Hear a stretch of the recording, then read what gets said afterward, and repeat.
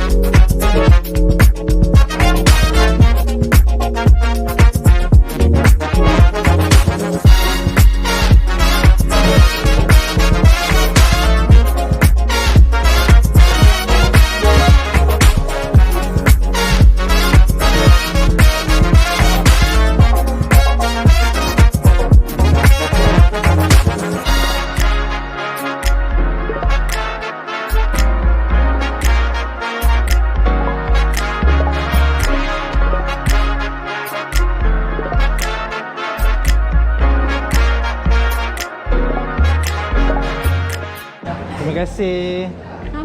Bye.